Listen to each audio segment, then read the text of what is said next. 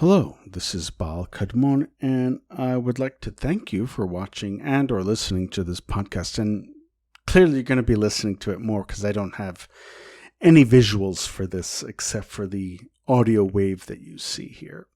So I sent an email out to my list about gatekeepers and edgelords that exist in our community.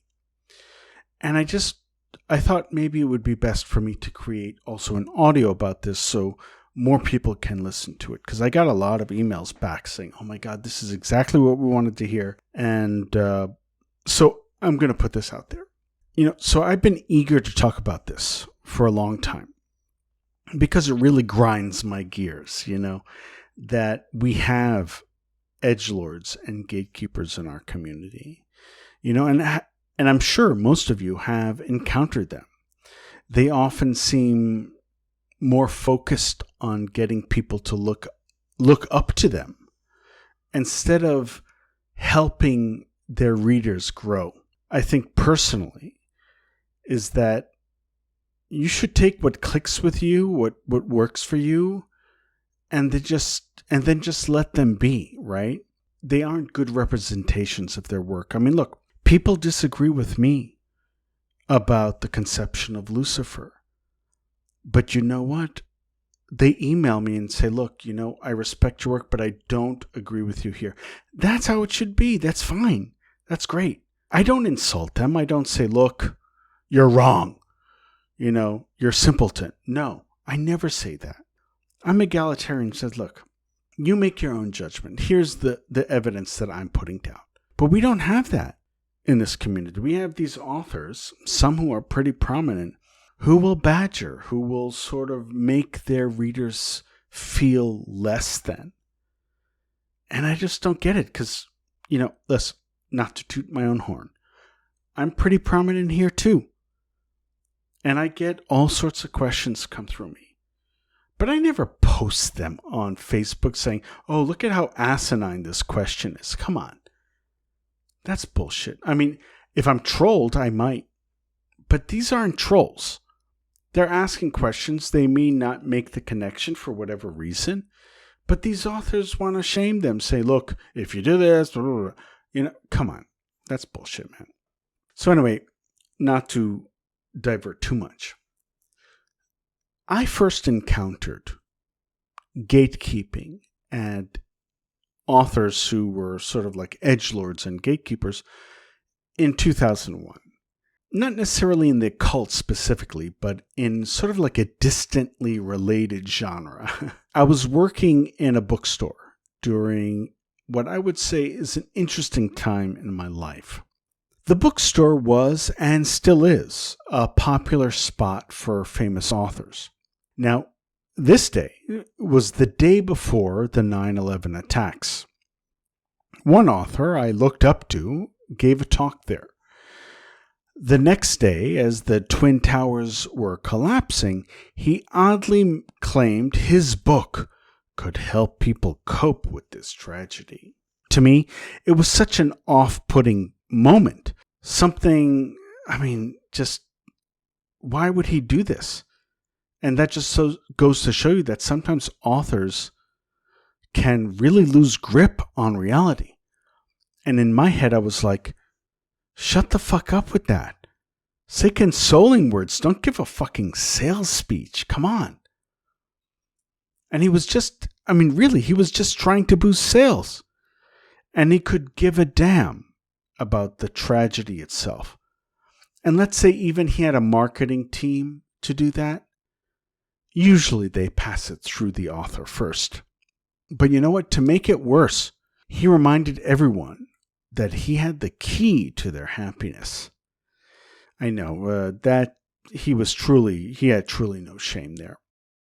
There was also this one time an author flat out refused to sign an old, tattered book for a fan. He pushed them to buy a new copy instead.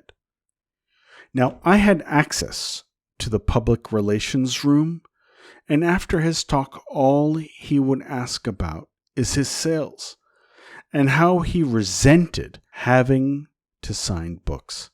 And I was thinking like, fuck, seriously? Aren't you the one preaching mindfulness and acceptance? And I was like, you know what? Fuck it. That just put a bad taste in my mouth.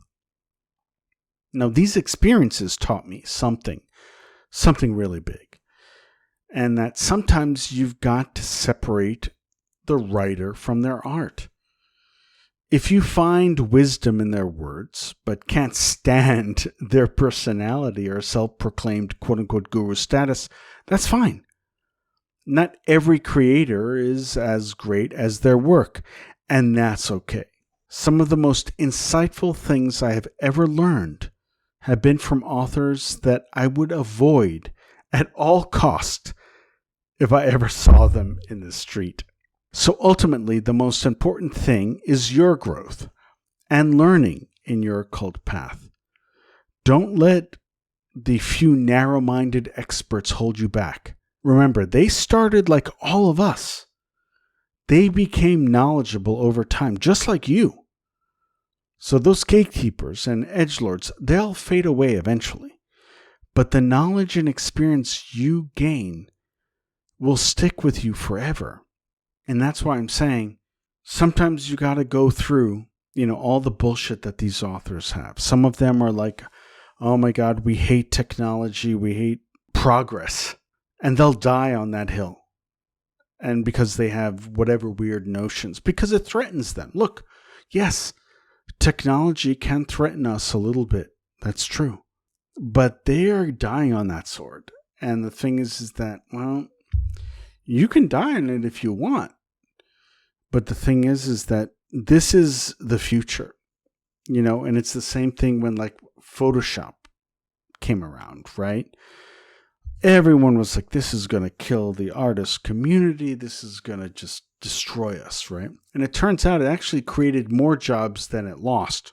And that's how it is in technology in general. It's eventually things sort of equal out.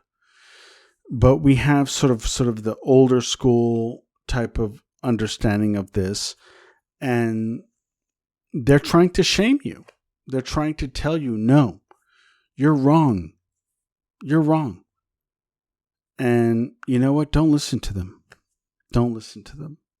Do what feels right for you. Do what feels right for you. Even if it means that those of us who are authors may suffer a little bit. That's okay. That's okay.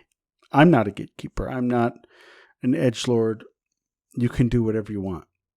And that's how I am in my own books. I say it all the time. I say, look, make your own decisions. I'm not telling you what to think. Here's the evidence. You put the pieces together. And that's how I think occult authors have to be. All of them. None of them should say, this is how it is. This is how it is. You gotta do this. No. Take the information that you have from any source that you have. I encourage you to read any source beyond my own. Read and make the sources, make the connections yourself. Because I started the same way you started. They started the same way you started. They were from the beginning. They started from the very beginning. None of us, those of us who have achieved success as authors and teachers in this space, we've all started from the same point. We were like, wow, what is this? What is this? We all explored. So, yes, some of us, we took it farther. For whatever reason, we had the means to do it or whatever.